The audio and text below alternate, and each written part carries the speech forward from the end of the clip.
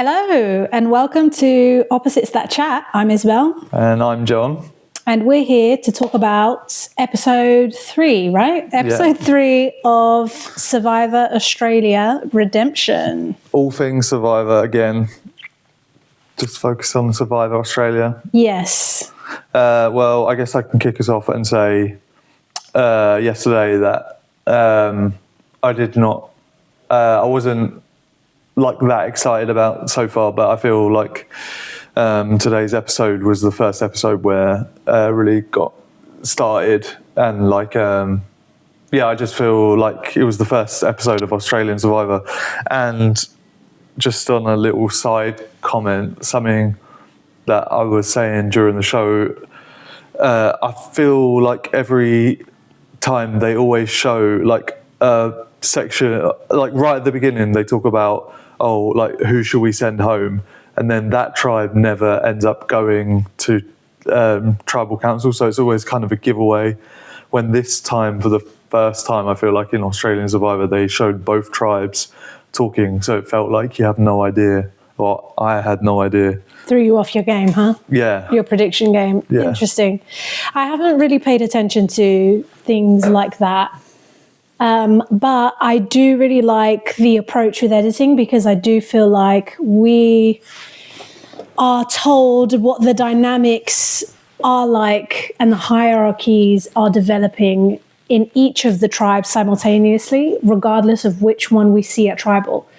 Typically, I mean, if you've got a season where one tribe is going to tribal more often than the other, we tend to not really know what's going on with that tribe, and then merge happens and we don't know who most of these people are. So I think Survivor Australia is doing a good job at giving everybody their time. I think the fact that we're still getting introductions 3 episodes in is positive. It makes me feel like they're going to keep that going as they introduce like new characters that are getting their time now. 5 episodes or 8 episodes in, we're still going to get like, time to get to know them, instead of being like, oh, who is this? So do you feel like they just do that every time? No, I feel like it's like the first episode, you'll get some people getting cool intros, and that's it. Maybe everybody gets an intro and some getting a particularly better one, but I don't think like I recall, I mean, correct me if I'm wrong, but yeah, like an intro in episode 3 for someone like the cinematic intro is what I'm talking about. We had Eliza get her intro today. I guess one theory you could start adopting is, if a new character gets an intro today, it's probably because they're the one getting voted out. We had that yesterday with Kat. We have that today with Eliza, unfortunately. Spoilers. Sorry, I need to remember to say that. We will be discussing the episode, and we will be saying spoilers for this season and possibly other seasons that come to mind. Yeah. I feel like if you're clicking... But some people don't know. Yeah, it'd be pretty... it could be a butt dial, or they're just, driving their car or something, and then this video plays and then they're like, no! Sorry. True. Well, anyway, I guess I think we should start off with the end vote. So what do you think? Do you think start off with the end vote? Yeah. Like, I think it feels like a weird order to go in, but it's our channel, we can do what we want. Yeah, I think it makes more sense to talk about the drama at the end and then go through the episode after. But it was probably the most interesting vote of... Because even though we had yesterday's episode 2's vote with a lot of drama and like four votes, which was kind of interesting, it felt like with what happened at Tribal Council, Kat was going to go home. Do you know what I mean? Even though we sort of knew Eliza was going to go home, it felt like the juiciest. Yeah, it was a juicy one. I'm intrigued. Like, I just feel... I feel a lot of respect for the players in the Bounty tribe, I feel like the majority of them are switched on. The majority of them have their people. The fact that they were struggling to navigate, like, who is a vote that will keep the unity going in the tribe, and they settled on Loz, but they don't seem necessarily happy for it to be Loz. It sounds like, you know, this is potentially one of the tribes that have gotten on the best in Survivor Australia's history. And it seems like people have their very, close bonds. What, you think this is the most a tribe's ever got on in Australia Survivor history? Potentially. I mean... No, surely not. So what tribe do you think has gotten on the best? Well, I think 3 episodes in is way too early to be talking like that. But I just feel like other times we've seen tribes saying, yeah, we all like each other. It does feel a bit PR management. It feels a bit forced and like, we're all buddy and we're all getting along and we're all so sad to vote someone out, but we're going to have to... It just feels a bit forced. Whereas the fact that in the scramble... It just feels like the way the conversations play, the emotional temperature of these conversations, it feels like, yeah, we're going to have to vote someone out. I'm kind of gutted, but I guess we're going to just have to do them. But don't you think that's just typical Survivor? Like early days, like I feel like you get your seasons and your tribes that like really can't wait to dig into each other. Yeah, that's true. But more often than not, it's like the awkward first 2 or 3 votes where, like, oh, I don't really know who to vote out. I hear what you're saying. But that's just how I feel about the dynamics of the tribe, regardless. I feel like there's a little bit more going on there. But also the fact that there is this brewing tension bubbling beneath is also fascinating, considering how things are playing out. I mean, I'm just loving the fact that Lottie is so switched on and that her and Aisha were discussing, like, should we vote out Eliza? What are the implications for us? Could we be causing problems for ourselves in letting Eliza go? And yeah, I think, what do you think? Do you think if you're Lottie, it was a good idea to let Eliza go on this one?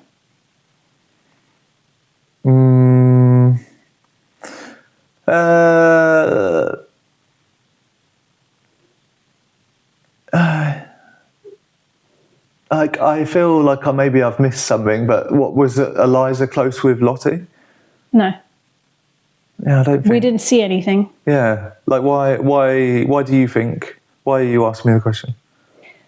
Well... What's your thoughts? It was something that her and Aisha were discussing about the vote. Like, do we let Loz go or do we let Eliza go? But isn't that more about Jackson? What do you mean? Like, they're thinking we don't want to upset Jackson.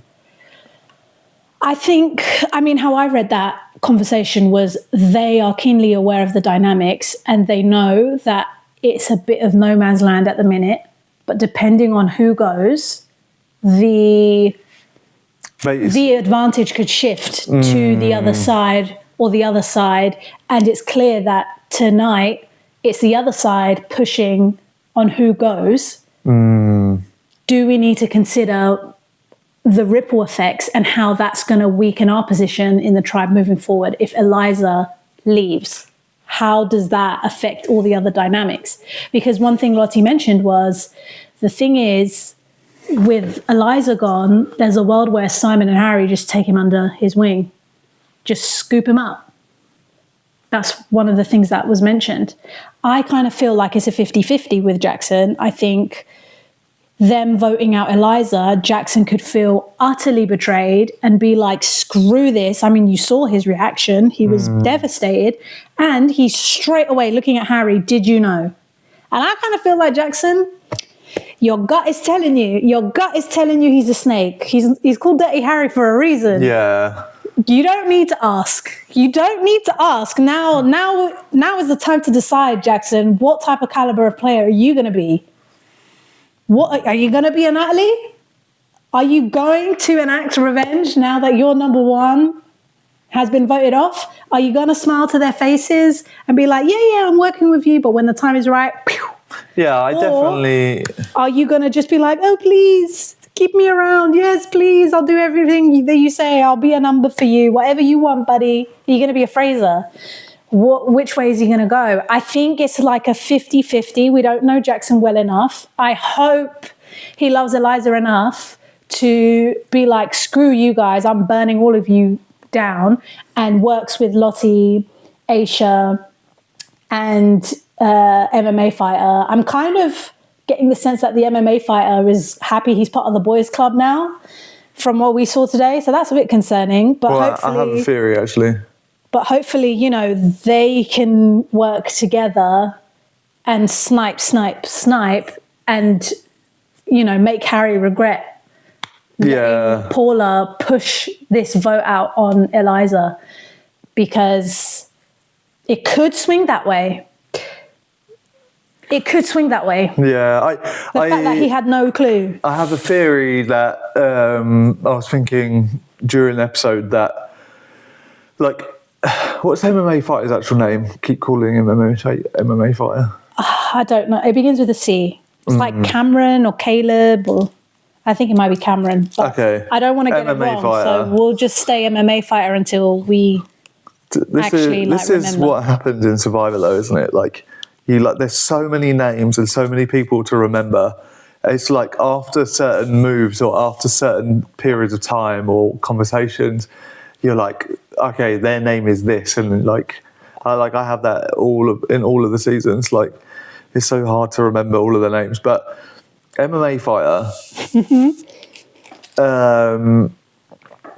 they did play. You know, we've talked about it a lot. They did play like him wanting to get rid of Jackson, and the big speech, almost the wrestling style promo for him going to get rid of the wrestler.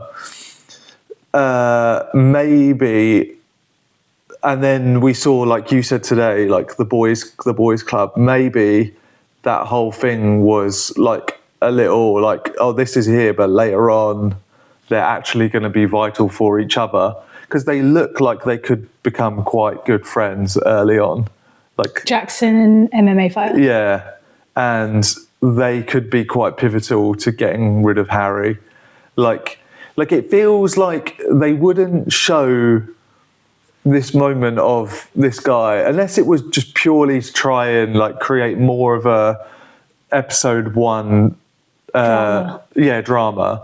Like it feels like maybe them working as a duo, it was a nice little touch they put in on episode 1 for like one of them was actually gunning. Yeah, because you know he did do quite a lot of conventional to like getting rid of Jackson, and like I say, it was a really like wrestling promo. So yeah, that would be interesting, and I definitely think. Oh, I guess like after the vote, so then they eventually vote Liza, and then Jackson's like looks at Harry. Really interesting. Like, don't know what's going to go on from there. Like, it feels like it feels like Harry's treading on thin ice already, but maybe he's very comfortable. Do you not think?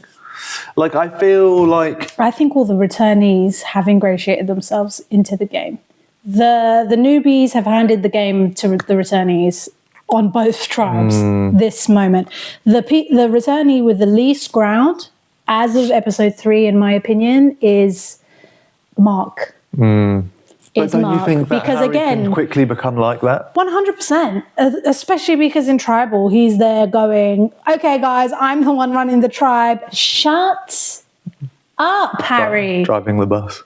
Shut up. Like, what are you doing? Like, just, like, he can't help it. Like, he just needs to glow. Like, honestly, he's Icarus. He's going to fly too close to the sun and get himself burnt on his own ego when like you've got a great hand somehow and you're gonna mess it up, like, because you can't just be stoic about it. Yeah, but that is like his style, isn't it? But that's just where, I was gonna save this till later, but I have a really strong feeling, that. No, I'll say it later. But yeah. But anyway, I definitely think that vote has shaken that tribe up a lot, and I mean, they're certainly not going to be as close anymore. There will be a lot of speaking now about what, like Loz will hear that she was also, she found out because of the vote, but all of the talk will become very public knowledge. I just think it really wouldn't surprise me now if Harry becomes a bit of a prime, we need to get him gone, guys. We're just going to let him pick us off. Look at us, we're a fucking majority. I kind of just feel like you've got people like Paula and Lyndall that are high on Harry's juice. I mean, Lyndall didn't believe it when Eliza told her the truth, that you and I are on the bottom. Harry said Lyndall and Eliza's name to Jackson. Jackson relayed it back. I guess Eliza's downfall is, to be honest, no, I'm not going to blame her for getting Lyndall up in private to speak with her and warn her about it in the night. You're playing Survivor. If you don't want to wake up in the middle of the night, play something else. Honestly, play the traitors, play Big Brother. I was just not for it at all. Yeah. But, maybe she's just not a morning person. She doesn't like getting woken up. I'm the same way. I am very grumpy if you're going to wake me up from a nap. Why? You know how grumpy I am when you wake me up. So what was I going to say? Lyndall's read on the game. I mean, her stock as a player is going down after this episode for me. I think she does not have a good pulse on the dynamics, at least based on what the edit is showing us. She didn't believe Eliza when she told her that, hey, you and I are at the bottom together. She thinks she's fine. Yeah. So it doesn't matter if you have an idol girl. If you can't read the social dynamics, then you will not play that correctly, or you won't play it at all and you'll go home with an idol. So yeah, her stock went down completely. And you need people to know what's going on to be able to identify that Harry's a threat. If they all think they're working with Harry, whether they are or they are not, it's irrelevant. Yeah, I've got a lot of thoughts about Lyndall because I thought it was just terrible. It was so frustrating how long she faffed about getting the I don't want to idol. Let's get to that in a minute. But more just if we're going to talk about her play with that moment with Eliza. Yeah, I mean, and she was the one who pushed it, and then Paula was like, "Yeah." I just don't get it. I feel like she talks like she has got a good understanding of Survivor, but that was just terrible. I thought it was just so arrogant the way. Yeah. But the big thing for me is just so you've just got an idol, and you found out that you're on the bottom, and you're complaining. And rather than being thank God, this person's just told me or whatever, your instant response is. From my gathering, you're a loser. I don't care what you're saying. If anything, you're just trying to rattle me because there's no way I'm on the bottom. When she should be thinking, I need to find out if this is true because I've just got an idol.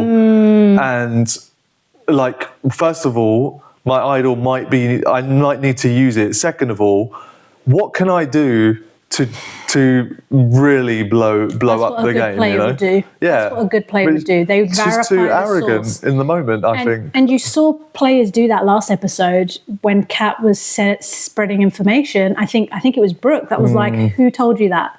Where did you hear that from?" Straight away, and Kat was like, "I don't want to." And that's the difference. A good player will figure out the source. Yeah. Because it's either this person's playing in your face or that person's playing in your face. Yeah, I mean, also, and then after that, then Lyndall goes and tells everyone what had happened. And everyone's response was like, okay, yeah, Eliza's got to go.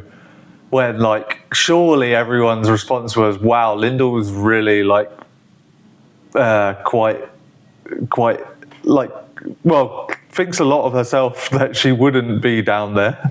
I would find it so poetic if she gets herself eliminated from Survivor because of a blindside and no one telling her that she needed to play the idol.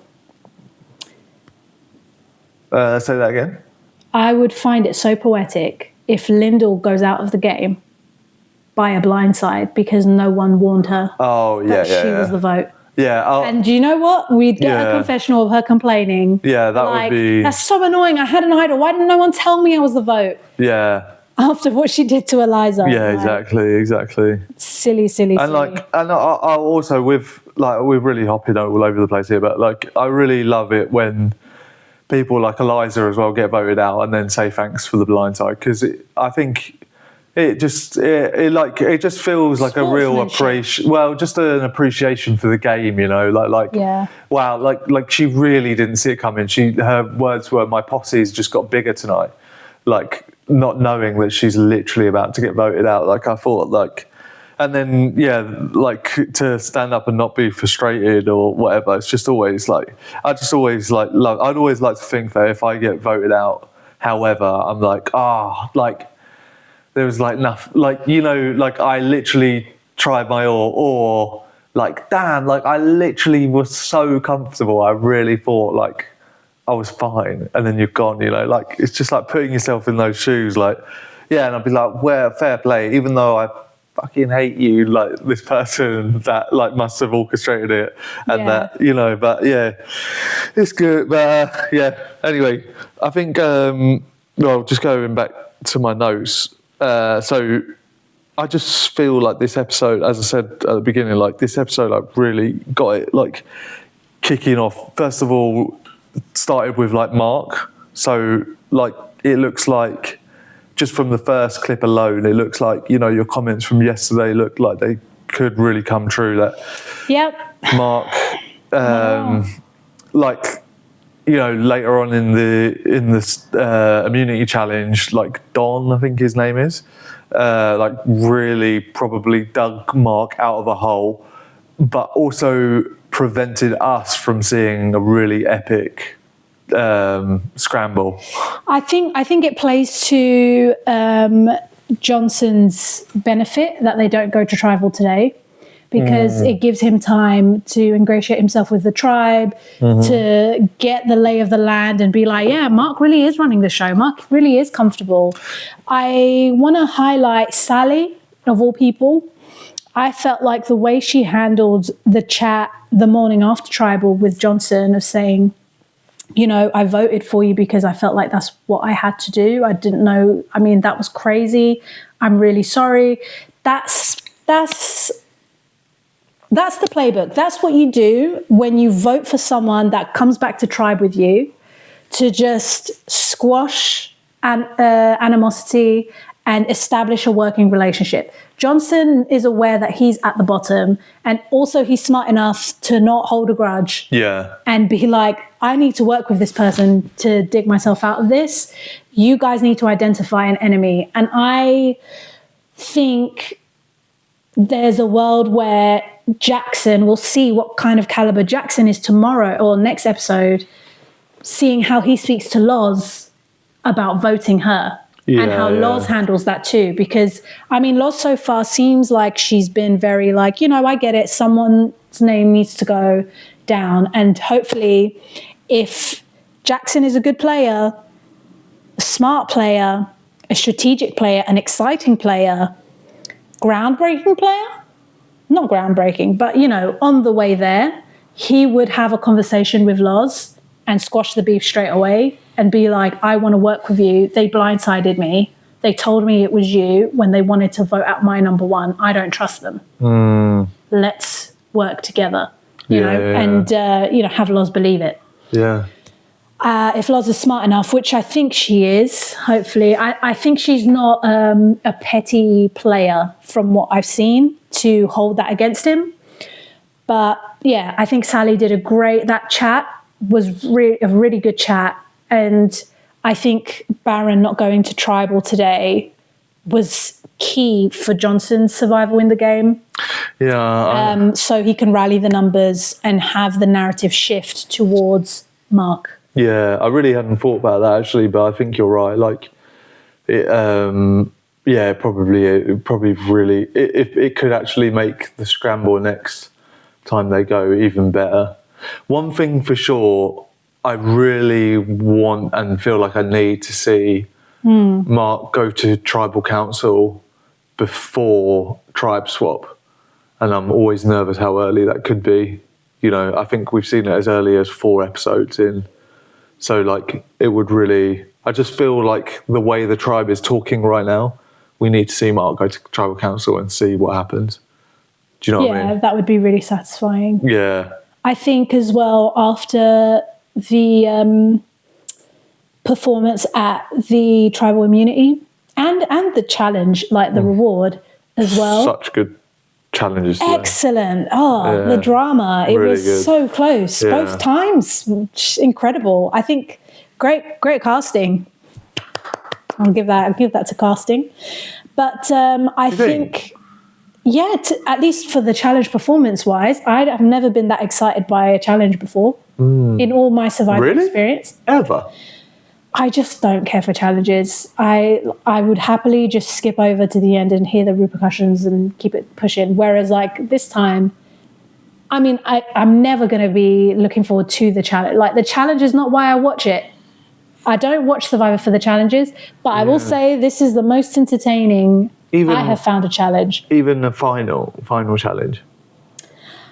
It's just long and it's a whole bunch of how much do you want this? Yeah. Think about all the things you took, blah, blah, blah, while they're there suffering. I don't like watching people suffer. Like, it's uncomfortable. You've just made a big statement, so I just need to follow up with some questions. Oh, God. So what about, and I know I wanted David to win more than you did, but like that episode where like David, the episode before the final one, and it was like, if he does not win this, they will be voting him out.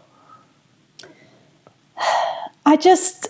Like I said, I'm happy to just skip and see whoever's wearing the necklace. Really? Yeah, I never do, but I wouldn't care if it like just skips to that bit. Oh. The only, what I will say, the final challenge that I did feel like was iconic was the first season we watched with Kirsty holding the pole and the waves. That was pretty iconic. Please, please, just let me have this.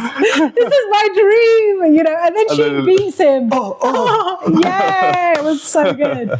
So for me, these challenges was the closest to that drama that we've had. I'm so surprised. No, but let me get my point out. Can I just make one more comment? Okay. Because then it won't come back to it. Okay. Do you think that recording a podcast helps you focus more on the challenges that gets you more interested in it? No. Really? I couldn't care less. Oh, that's so interesting. Okay. Does it help you? Well, I make notes for the first time ever in Survivor. I will never make notes. I will just yap because I'm a yapper. And whatever comes to mind is whatever comes to mind. And I'm happy to, if I missed anything, to chat about it in the comments or next episode or whatever. Like, for example, figured out who Faraz is. He's a player on Traitors. Yesterday, we couldn't figure out. Oh, sorry, Faraz. I'm sure Faraz and Ferris and Faisal will not be watching this, but if they are, hi. Okay, back to it. So, what I wanted to say about these challenge performances, I don't feel as strongly about this with Harry, funnily enough, but I do think with Don's performance, getting that win clutch from that tribal win from the Bounty Tribe because of Don's smashing those coconuts into those barrels buys him more time, buys him tribe cred. I also think Ben is not going anywhere. Ben is vital to that tribe's survival with the challenges. Ben, aka Tarzan. Yes. Fantastic. He's the only reason they can manage to keep up. It feels like there's more muscle on the other tribe, on Bounty Tribe, than Baron Tribe anyway. But Ben's energy, he seems like the type of person who has a lot of energy, you know, the type of kid who was bouncing off the walls growing up, is the only reason, as far as I can see, in terms of performance challenge, that they're managing to stay in the game. And then every now and then someone will creep up. Today was Don, who did the finisher. The other day it was Mark that got them that win right at the end. So I think Ben is always consistent with the challenges, whether it's reward or tribal. He's a vital piece of that tribe's success. So I don't think he's going anywhere. Not that I find, you know, I appreciate that I'm not hearing people in the tribe saying, oh, but they're good at challenges, we need them. I really find that the most boring thing ever to hear that. So I'm glad I don't hear people say that. But I think culturally, yeah, they've cemented themselves in the game. Don bought himself some extra time. And, you know, he gets to be a hero for a day. And then Ben is just vital. And he seems quite likable. And strategic-wise, he doesn't give off an air of intimidation. He also doesn't give off the lad vibe that Simon inevitably always gives off. In every season he's played, it's always kind of like Simon will gravitate towards the lads are the thing, and then everybody else feels a bit uncomfortable because it's like we kind of need them, but they're clearly all very close and they're clearly all just gonna play together and not play with us. And I guess it's useful now because they can keep us off tribal, but we can't trust them. You know, Simon gives me that vibes inevitably every single time, and he's giving me that today. It's the weakest I've seen him give it. I'm actually so surprised you're saying that. Yeah, it's the weakest I've seen him give that. I think it's because he's coming in here like as a dad this time. I'm not sure if he was already a father the last time we saw him, but it just feels like the laddish energy has mellowed out and become, you know, more charming. At least for me as a viewer. Like I was thinking, I know I said it, but like I was thinking like Simon looks like people just want to be friends with him now, and like he doesn't even like yearn for it now. Yeah. Oh yeah. Oh, were you only talking? Oh yeah. Yeah. Before it was like I'm the cool kid. I thought you were saying that still today, but just less. It's the least amount of that energy we've ever seen him have. Because I feel like he's got none of that energy right now. I think that you can see the like twinkle in his eye when he's like talking to Harry, just like, so we're gonna. But isn't that just like, I'm playing Survivor again, rather than potentially. Like it doesn't feel like it's anything to do with like it really felt like he was the kid that got bullied, and the cool kids are like, sure, buddy, come and sit with us because we're just going to rob all of your information. Like the whole Sean and in the past. You think he was bullied? No, like... Because he was giving bully vibes to me. It gives the vibes that like they were never going to work with him, but he wanted to believe it so much. Oh, right. And they're like the bullies and he's the little geeky kid. And they're just like, come with us. Bye! Like, do you know what I mean? Like, heads down the toilet. I don't think they had that vibe at all. I just think they were the cool, you know, that cool, nice guy. Yeah, maybe not heads down the toilet. More like... I don't know. I can't think of a good analogy. Like, but the point there's a train coming, and we're not going to like tell you what. The point still stands that we feel like this season he's showing up differently. Oh, massive! Like I really, before he even said it, I was thinking like, wow, he's really giving Boston Rob vibes this season. And then Boston Rob got mentioned. Yeah, and then by him, which is a little bit concerning.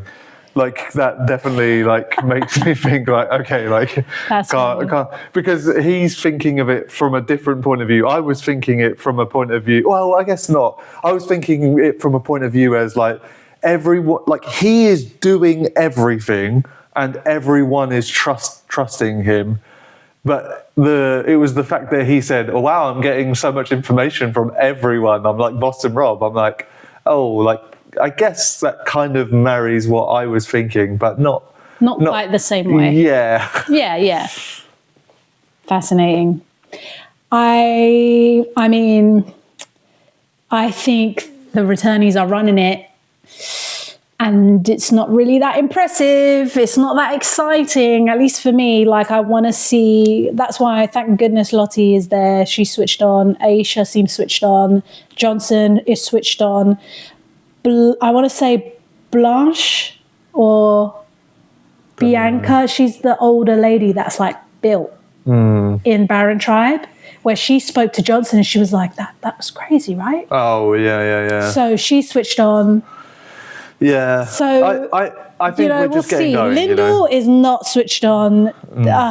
It's so disappointing. Can I vent about that faff that was the idol squad? Okay, well, we need to have a debate about that rather than you just venting, but I'm happy for you to go first, because I completely disagree with you. Oh, my days. Like, I disagree less after seeing her terrible play shortly after, but I do disagree with it. Go on. I'm so disappointed. She's a poker player, man. Like, she doesn't know how to bluff. She doesn't know how to, like, stay calm. Like, how is she playing poker? Like, when she's like, oh God, like, she had plenty of time, plenty of windows, plenty of opportunities. Just make it simple. You could just chuck the idol somewhere that Brooke could see, so she could go and pick it up, and she could do the same. And I'm tying my shoes, pick it up. It was just all fat, and like the way that they traded the idols, not when everyone's eyes were somewhere else, but when everyone is huddled together, when someone in front of you could have seen, or someone behind you could have seen, you doing the little switcheroo, like, so stressful. I applaud Brooke. She was patient as hell. I would have been losing my mind. I was losing my mind just watching it. Like, it was driving me nuts. Just give her the idol. Why you doing all of this? It's suspicious. Like, someone is going to be like, what is she doing? And then, oh my God, when they won and the whole tribe is gone, terrible. And she's like, should I? Oh, never mind. And she's the last one to go. Oh, yeah. Lord. Very at the edge of my seat. At the edge of my seat. But yeah, man, I don't rate her at all. Linda was about to get swindled by her own self. Like, oh God. Okay, I think I'm done. Yeah. I think I'm done. Like, I definitely agree that, like, the end part was crazy. Like, she shouldn't have even considered it. But I think it all stems from craziness from Brooke to begin with, by thinking you've got Brooke, a whole massive wooden block that David is standing on, and then Lyndall, and you think that you can somehow meet each other and swap idols, or go behind, like the idea that was a good time to swap idols is mental. And then by her getting it out and showing, like, I'm ready to swap right now, put Lyndall into complete panic mode and, like, had no idea what to do. When, like, the smart thing to do would have been like, not right now. Like, oh, that's great, you've got it, I'm glad. I'm not engaging in this right now. And, like, we've seen it before, like, idols swap. The best time to do it is at the end. Like you said when we were watching, like, oh, but there's, like, more people to see it. Yeah, you've got to be slick with this thing. But it's the only time where you can go up and hug someone and it not be weird, and or exchange a handshake. But they did. They were one of the first to hug, and then they, like. But that's the point, because Brooke was trying to do it so quickly. No. Wait. You're being way too harsh on Brooke. I refuse. Nope. What, that was Lyndall. That was all Lyndall. Do you think that's a smart time to exchange an idol? I think so, yeah, because everyone... between the block... I think there's more... It's not like a matter of... Like, there are many yeses. It's not just a one yes. There's not one right way to swap an idol. There are wrong ways to swap an idol. And what I'm saying is, Brooke was calm. Brooke was swift. decisive. She wasn't, like, she was bringing attention to herself with all this lack of execution, and Brooke was doing the best that she could. And I'm not saying like, I'm not saying that I think they both should have gone behind the bench and swapped and then gone back, but I'm saying everybody is distracted. Everyone is looking over there. You two are like, you could just swap. Let's just walk through. Just let me speak, right? Brooke walks behind, puts her idol down. Yes. Thingy walks behind, picks up the idol and drops her idol. Brooke then walks again behind where Lyndall has just been. And you don't think one person is going to notice that both of them have just, like, first of all, that Brooke's done it twice, and second of all, after Lyndall. No, because Brooke did do it twice and no one mentioned it. Would never... Sorry.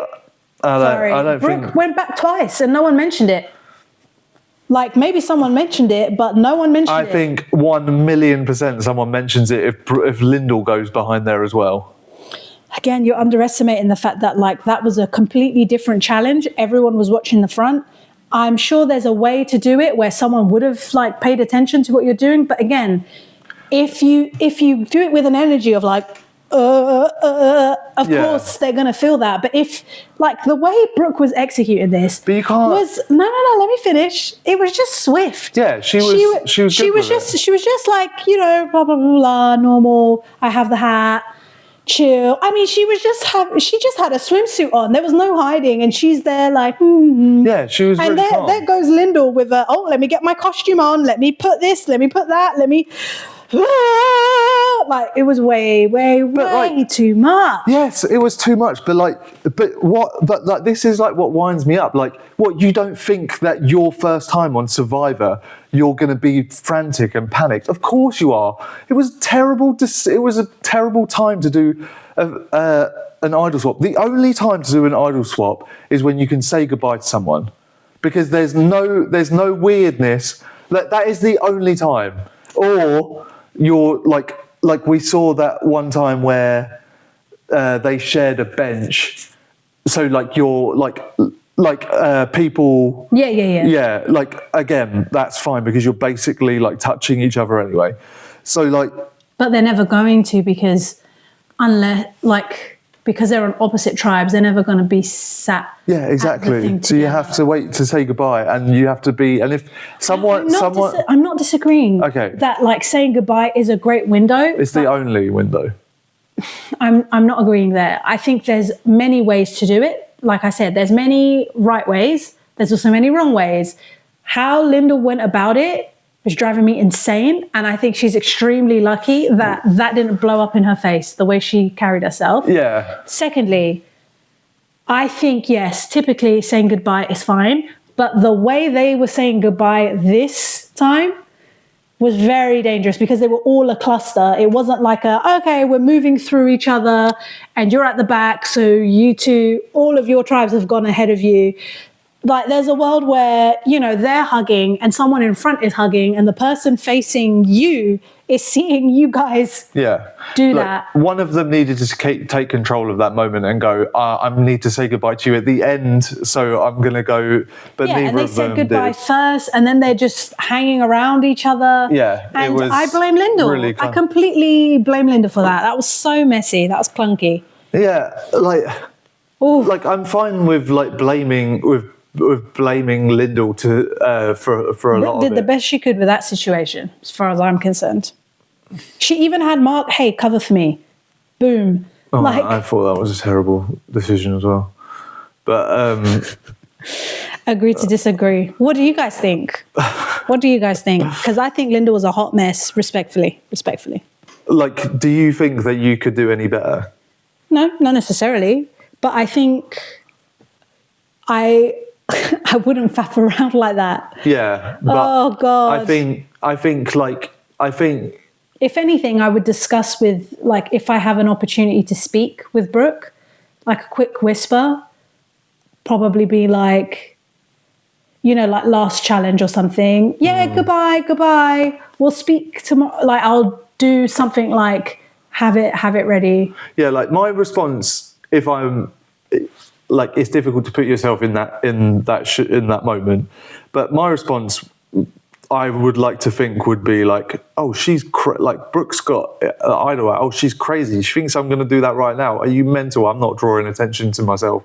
And I'd be like, cool, like, and then later on, like, I'm like, great, I know she's got it. But then I'd be like, all right, now I'm circling around, saying goodbye to her last, bang. Like, one thing I definitely would do is I would be wearing the idol. Oh. 100%. Oh, like I would not have it. I wouldn't have it on. You mean like I wouldn't have it in my bag. Like a necklace down or something? No, of course not. But like saying, listen, Linda. No, you listen, Linda. No, you listen, Linda. I would not have it in my bag. I would be wearing it on me, like shoved in my bra, shoved in my clothes, like ready. So should an opportunity happen, it's just a quick boom, because I need to be ready. But like this whole faffing about of like, oh, it's in my bag, let me just get it from my bag. Obviously, it's risky if you see that the challenge is a very physical one and it might pop out. Then I'd be like, oh, I just need to get something from my bag and take it out and put it in my bag. But I'm going in there with it on me somewhere. Yeah, it's a good, that's a good idea. It was a hot mess. Like, also, that's the one critique I have for Brooke. That why were you wearing an itty bitty swimsuit when you had an idol to swap? I mean, yeah, at least you bought a bag. But I mean, they all bring bags, but like, I wonder why though. Again, this is Survivor. You guys know there are idols on this island. Yeah. Why are you bringing clothes that you can't easily hide? Unless production literally tells them, wear a swimsuit, don't bring normal clothes. But they tell the guys, like, wear normal clothes. Back in the day, do you remember? Oh, I don't think you watched it, but there was an American season where the girls all got bought brand new swim costumes. It was like, wow, we're really going to do that. Okay. What else have I got here? I think that's kind of it, really. No, the papaya play. I love that. Yeah, we kind of... That was great. That was like, it reminded me of Jericho with the Cookie Monster. Yes. It was a great moment. Who was there with him? Jackson and... I don't know. I think it was Paula. I can't remember. I remember she was blonde. Was it blonde? She was blonde, right? I mean, it was nighttime. Couldn't really tell. Yeah. Paula is not likable for me watching. Paula? Who's Paula? She's the one who wanted Eliza. Harry's number 2. Oh yeah, she's not likable. Like don't know her from Adam. It doesn't surprise you that. And this is the edit. Someone not likable. It's just the energy that I observed in the tribal. It just kind of felt like people already felt uncomfortable and scared to say certain things. It felt like they were on eggshells, and it felt like she was happy about that. And that doesn't make me find you endearing if that's like you're projecting intimidation. So I'm not really a fan, but game recognizes game. She's running that tribe. As it stands, let's see how long she can keep that going. I hope not for long. Yeah. But I'll give you your flowers. That's impressive. Yeah.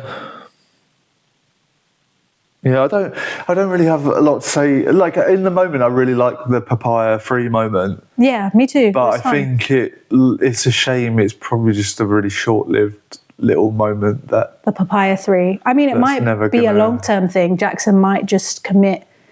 I can't. And hope. I don't think for 1 minute that Jackson's... I hope he doesn't. Jackson's a wrestler. Like, he's very... Is he? You joking? I didn't know. I didn't pick up on it. What? Like, even the whole MMA fighter thing was like, there's only one... Really? I swear that was like... Oh, man. Maybe I'm imagining that, but I swear that's what happened. And then... he's a wrestler. But... wrestlers are used to being unliked, and like like that's their whole thing. They're either like the most liked person or the least liked person. He is a sweetheart, though. You can tell. Yeah, but he carried himself. I definitely, but even more so of like, Harry did this. You know, like Harry's making me feel like I did this because, or like I'm making myself feel like this, but also Harry's contributing because he got rid of the person. Like he didn't need to do that. And he said he wouldn't do that. I mean, I'm sure Harry made it a point to vote Loz and be like, no, I voted Loz. I didn't vote Eliza. And Jackson's like, but did you know? Mm. And we'll see if Jackson is smart enough to believe it or not. Or if he's going to pull a Lindor and be like, do you know what? I'm not going to read the room and do the exactly worst thing. Question for you. Who do you think benefited the most out of this tribal? Of this specific tribal? Yeah, with Eliza gone, who benefits the most?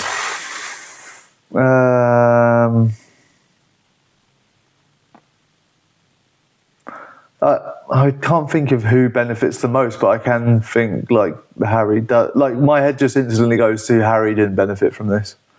I'll tell you who I think benefits the most from Eliza going. Yeah. Simon.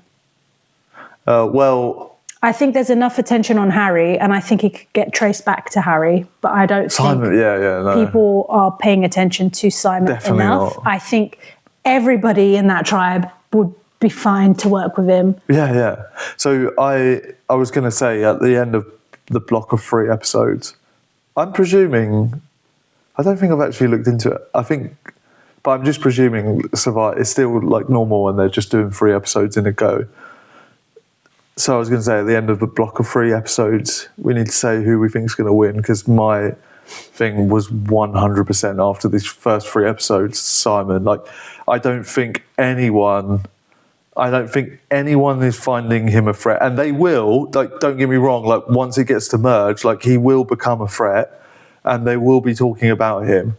But I think he's so likable. He's probably super useful in the camp. We've seen him in the challenges, be doing in multiple challenges, doing so much. Not just like that doesn't count for anything, though. If anything, it means people will want to get rid of him at merge. I hear you, but I think that he's so likable. And I just feel like he's got something going on this year. I really do. Like, I think he'll have a really good run. I think how things are shaking up are working really well, but I don't think I've seen enough to think he'll win.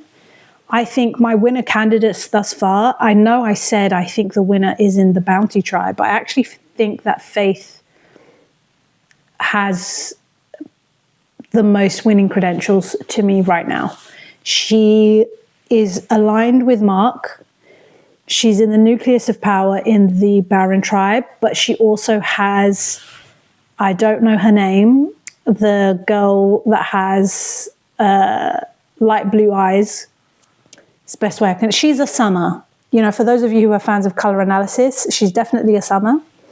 Don't know her name yet. She long hair, had it in a ponytail, fringe that goes like here to the side. The fact that she went to Faith and was like happy to work with Mark, but we will need to get rid of him at some point, right? So what's the plan to get rid of him? What a great way to pitch that. I'm not even asking you. I'm just talking as if it's a fact, and in such a collaborative, like, we're in this together way, that the person doesn't even have a beat to think about whether she wants to tell you or not, that like, no, like, we're not getting rid of Mark.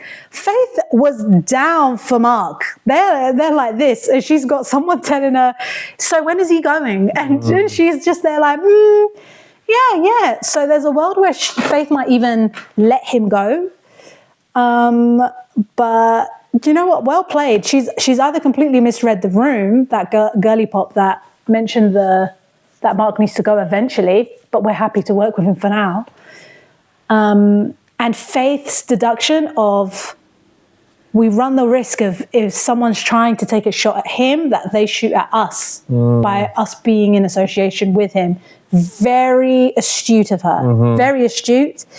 So I think Faith is my biggest contender to win thus far. I think Mark will eventually go. Her threat level diminishes and people will just forget about her.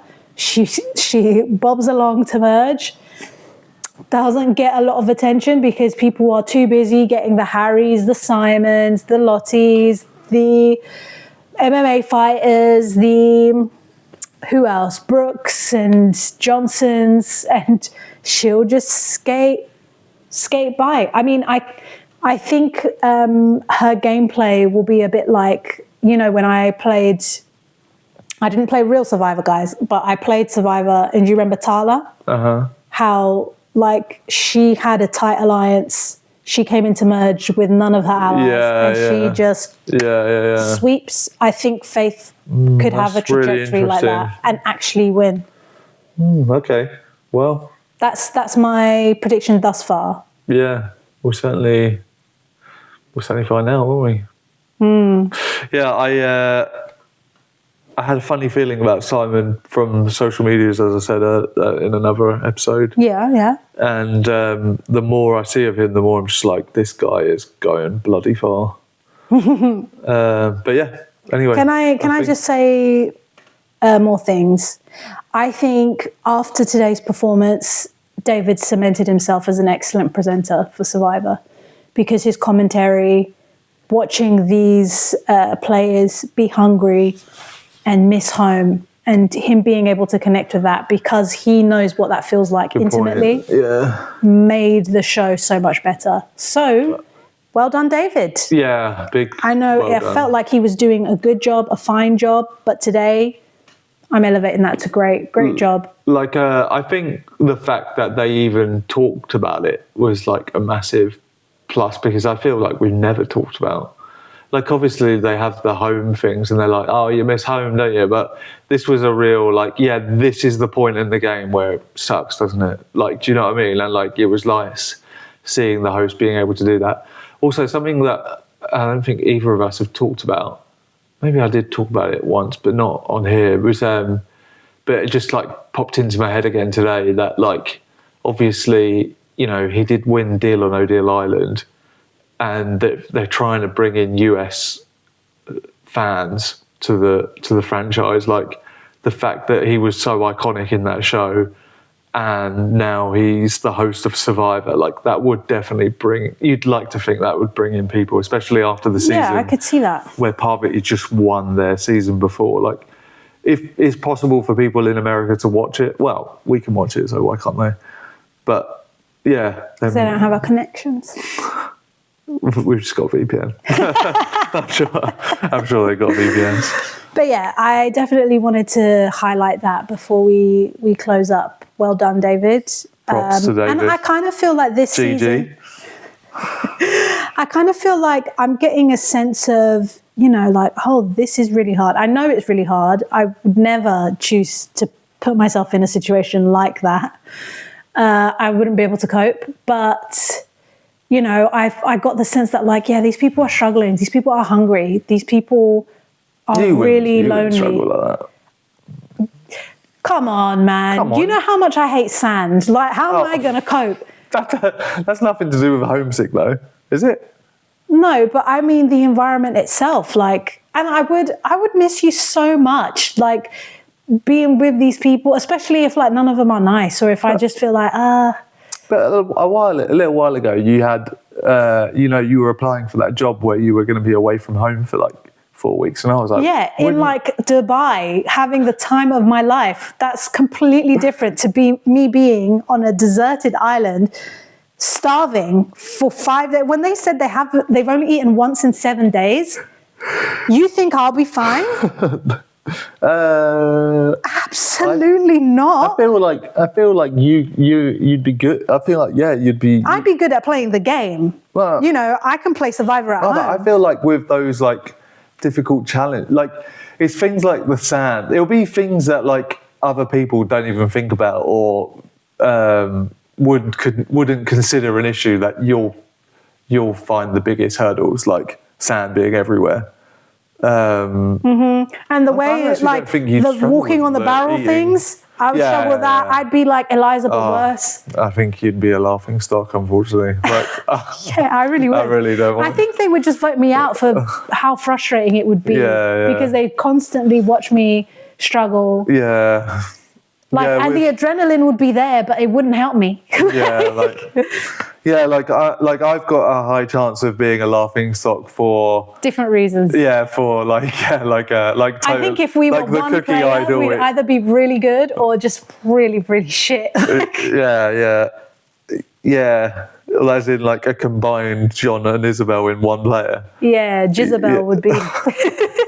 Well, Jezebel's not doing well. Awful challenges, blindsided, mistaking a cookie for an idol.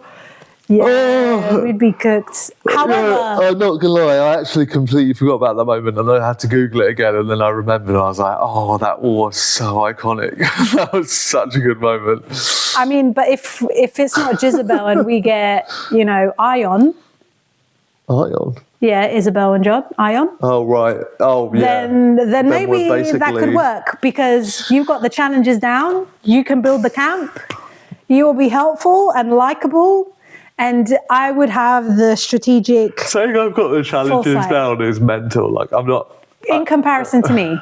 In comparison to what I would bring to the challenges. I would be the better best than I've you, got but is I the certainly, puzzles. let's not say I would feel like, do you know what I mean? Like, you'd be there climbing the scaff and not dropping the tools. No, I really wouldn't. You would. Hey, have you seen Simon? He's like in ridiculous shape. Look at. Yeah, but you're way stronger than you look as well. The things you can lift. It was like, what? Yeah, well. You'd be more helpful than me.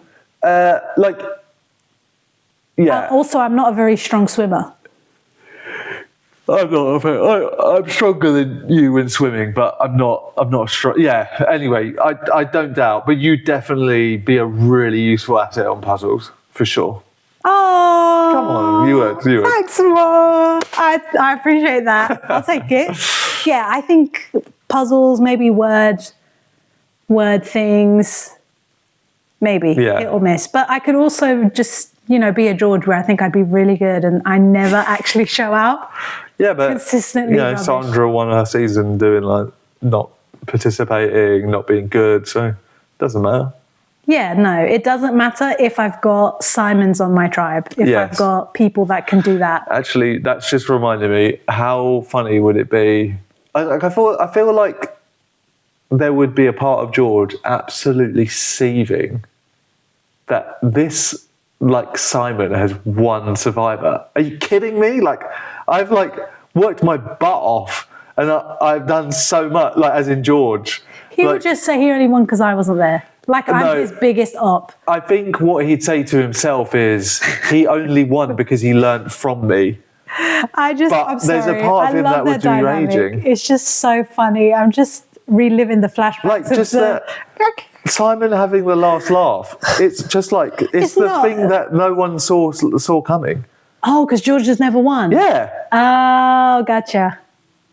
Yeah, okay. I just love them too. And then the fact that they were so friendly after and they just kept going with the joke. Yeah, I really want to listen to George. I just want to watch so much of Survivor. Like, I want to rewatch all of it all over again. Like, anyway. We can, and we can even recover it. Could do. Maybe. Maybe. And we could do it in blocks. Anyway, let's tie it up. Yeah, thanks for watching, guys. I mean, let us know. Oh, wait, I forgot. I made it a point to chart. You see that? Maybe, no, that makes it worse. That's Kamehameha! Yeah, okay, it will just have to be like this. So, because I was right about my prediction of Dom not being the vote, but being the fake vote to convince whoever is going home that they're going to be fine. So I got a point for that. And you've got 0 points because you have yet to make a correct prediction this season. Let's see. You've predicted that Simon's going to win. I predicted Faith is going to win. You wrongly said that this is the most united tribe of Survivor history. How do we know that's wrong? Because it's just not. But first of all, we're not charting who is wrong. We're charting who is right and how often. Okay. And I've made one prediction thus far. You have made 0 correct predictions. So you need to step up your game. When I prove you wrong, this is why you guys need to pick thus me. Making me correct. You lot need to pick my sides. What? If I prove you wrong, thus making me correct, does that not prove me right? 1. What? Like if you've made a statement and then I prove you to be wrong. How do you prove me to be wrong? Well, because it's a crazy statement after 2 episodes or 3 episodes. Give me an example. Of the tribe. I gave you an example earlier that tribes always struggle. There's tons of tribes that have struggled to vote off in their first and second vote. Okay. So? Is this your pitch to have a vote? A point? Not really, but... I was going to say, like, what have you predicted correctly? And by the way, that was an opinion. That wasn't a prediction. That wasn't a wrong opinion that I've proven to be right. What's he on about?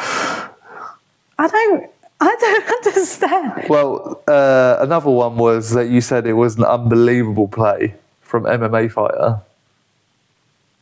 Did I say that? I think so.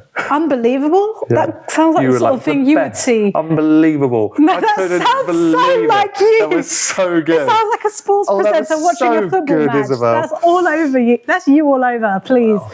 Don't put words in my mouth. But yeah, that's what we'll be doing. We'll be keeping track. Feel free to put your predictions as well. We're happy and excited to hear it. And yeah, I'll make another prediction that I'll be right by the end of the season more than you. That will guarantee me 1 extra point. Tell you that for free. Anyway, you guys have a good night. Subscribe, like, and we'll see you next time. Bye.